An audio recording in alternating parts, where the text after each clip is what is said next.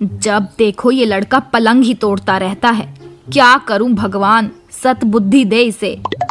क्या माँ, जब देखो तुम मुझ पर चिल्लाती ही रहती हो। देख लेना, एक दिन तुम्हारा बेटा इतना कमाएगा कि रखने की जगह ही नहीं दिखेगी। पता नहीं वो दिन कब आएगा, मेरे जीते जी आएगा भी कि नहीं, या मैं ऐसे ही मर जाऊंगी। लगता है मैं ऐसे ही लोगों के ताने सुन सुन कर मर जाऊंगी कि मेरा बेटा कभी नहीं कमाएगा। बर्तन पटक कर इंदु ब्लाउज सिलने बैठ जाती है। ब्लाउज सिलते सिलते मेरी जिंदगी खत्म हो जाएगी, सुख देखना नसीब होगा भी कि नहीं। इधर सूरज माँ के ताने सुनकर गांव में इधर उधर घूमने लगता है और देखता है कि गांव के तालाब किनारे कुछ लड़के बैठे बातें कर रहे हैं। यार तुमने देखा है नूडल्स कितने ट्रेंड में हैं? हाँ देखा है, YouTube खोलते ही बस नूडल्स नूडल्स की वीडियो दिखती है। पूछो मत, अब तो Instagram पर भी नूडल्स की रेसिपी का वीडियो ही आता है। देखते ही मुंह में पानी आने लगता है। मन तो करता है कि तुरंत वीडियो से निकाल कर खा जाऊं। इतना ही खाने का मन है तो सीतू के स्टॉल से नूडल्स खा लो, उसके नूडल्स बहुत फेमस हैं। काहे का फेमस है? एक बार मैंने खाया था, इतना बकवास की पूछो मत। ये कोई नूडल्स है? कभी नूडल्स में हल्दी गिरती है क्या? यहाँ के लोगों का बस चले तो नूडल्स में धनिया जीरा पाउडर डाल दे। चाइनीज नूडल्स खाना है तो चाइनीज आदमी का खाओ। मैंने एक बार खाया था दिल्ली में चाइनीज नूडल्स, जब मैं अपनी मौसी के यहाँ गया था। उसके नूडल्स का जवाब नहीं है। ये सब बातें सूरज खड़ा सुनता रहता है और मन ही मन सोचता है, इतने दिनों से मैं सोच रहा हूँ कि कोई काम करूँ, चाइनीज नूडल्स का स्टॉल लगाता हूँ, बहुत चलेगा। यहाँ के लोगों को स्वाद से ज़्यादा बनाने वाला आदमी चाइनीज देखने वाला चाहिए। बाकी चाइनीज नूडल्स बनाना मैं YouTube और Instagram से सीख जाऊंगा। सूरज अपने घर चला जाता है और दिन भर बस चाइनीज नूडल्स बनाने की रेसिपी ही देखता रहता है। एक दिन में वो चाइनीज नूडल्स बनाना सीख जाता है। नूडल्स तो मैं बनाना सीख जाऊंगा, लेकिन अब चाइनीज दिखने के लिए क्या करूं? मुझे पूरी तरह चाइनीज वेशभूषा करना होगा। सबसे पहले अपनी मूंछ को काटता हूँ चाइनीज स्टाइल में। सूरज YouTube पर चाइनीज मूंछ काटने की वीडियो लगाता है और अपनी मूंछ काटना शुरू कर देता है। वाह सूरज, क्या मूंछ काटी है तुमने, पूरी चाइनीज जैसी लग रही है। फिर सूरज चादर के कुछ कपड़ों को जोड़कर चाइनीज कपड़ा बना लेता है और पहनकर खड़ा हो जाता है। अब बस 2 लकड़ी अपने माथे पर लगाना बाकी है, फिर मुझे पक्का चाइनीज लगने से कोई नहीं रोक सकता है। सूरज रसोई से 2 लकड़ी के स्टिक निकालता है और अपने सिर पर लगाकर खड़ा हो जाता है। नी हाओ।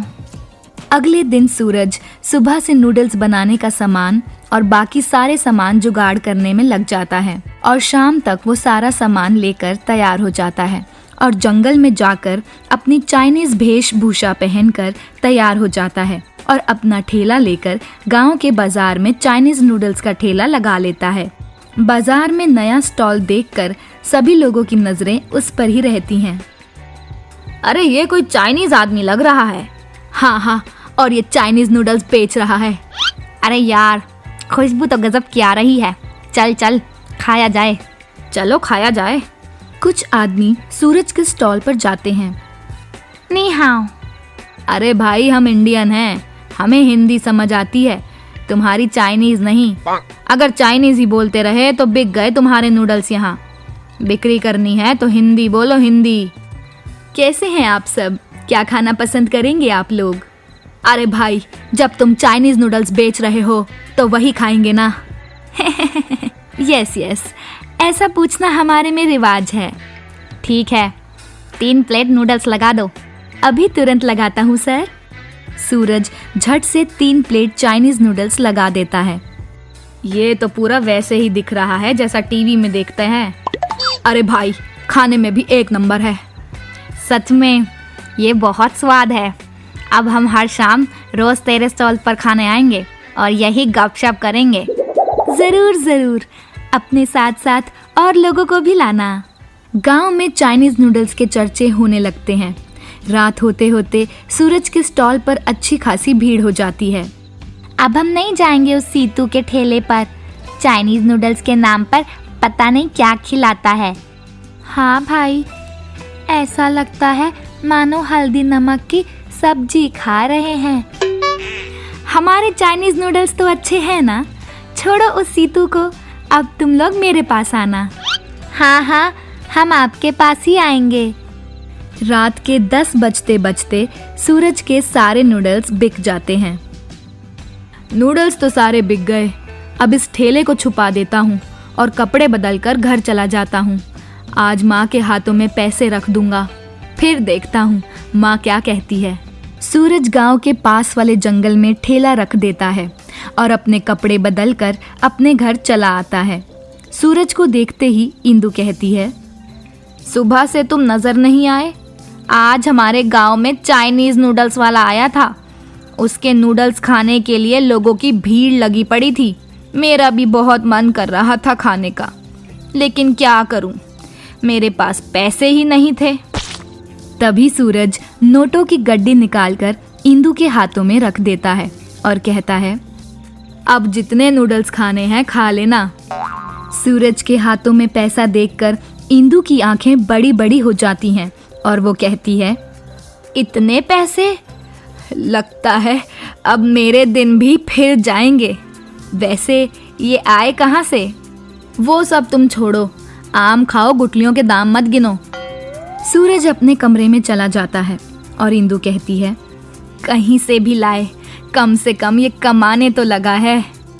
अगले दिन फिर शाम को सूरज जंगल में जाकर चाइनीज वेशभूषा पहन लेता है और ठेला लेकर गांव के बाजार में लगा लेता है। नी हाओ। आज भी सूरज के स्टॉल पर अच्छी खासी भीड़ लग जाती है और रात तक उसके पूरे नूडल्स बिक जाते हैं।